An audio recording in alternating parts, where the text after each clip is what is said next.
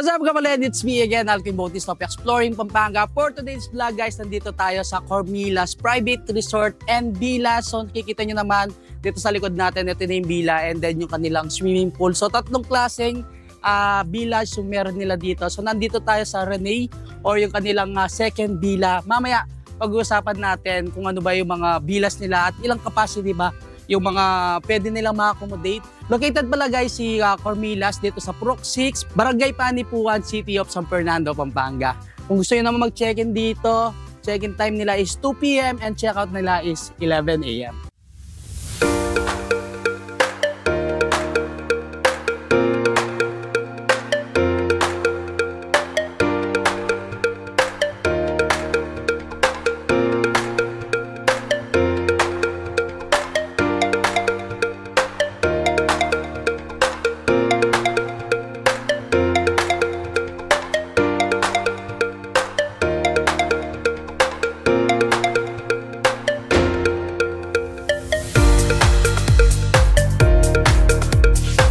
Guys, no, nandito tayo sa first room ng Rene Villas nila. So, pag-usapan naman natin yung information about dito sa mga villas nila. So yung una, yung first villa nila yung Jacobo, and then nandito tayo kay Rene, and then yung last villa nila yung Nia. So dito muna tayo kay Rene. So yung tawag dito is the Barkada Getaway.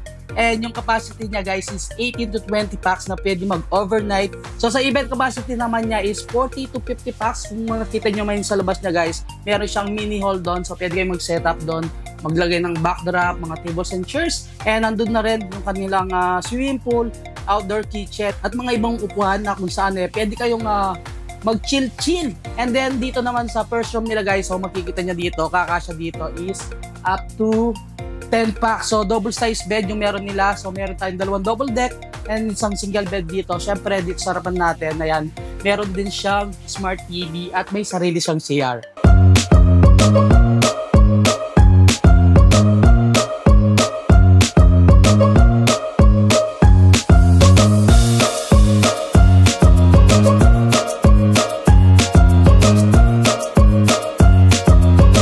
Dito naman tayo sa second room ng Rene. So dito kakasya naman guys, up to 10 packs din. So sa taas, yan, may, kung napapansin nyo, meron tayong stairs dito at meron mga cabinets na pwede paglagyan din ng mga gamit. Syempre meron din sarili smart TV. Dito sa ilalim may dalawa tayong double size bed and then mga tatlong double size bed din sa taas. And of course, may sariling CR din dito. And doon sa living area natin, napakaluwang ng mismo mga couch natin doon. Syempre may mga smart TV, meron tayong dining area, and then yung indoor kitchen natin dito, kompleto.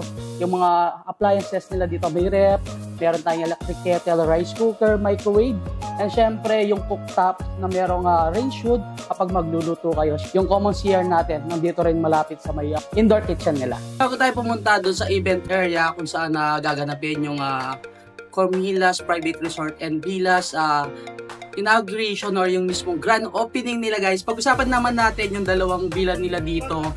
So yung kanilang Jacobo or yung tinatawag nilang the event. So 12 to 14 packs for overnight stay. And then yung event capacity naman niya guys, 100 to 120 packs. So mas malaki siya kung malaki ang celebration yung gagawin nyo or occasion. So pwedeng-pwede kayo doon sa Jacobo. And then yung last naman natin si Nia, ito yung pang third villa nila guys. Ito yung tinatawag nilang the family retreat.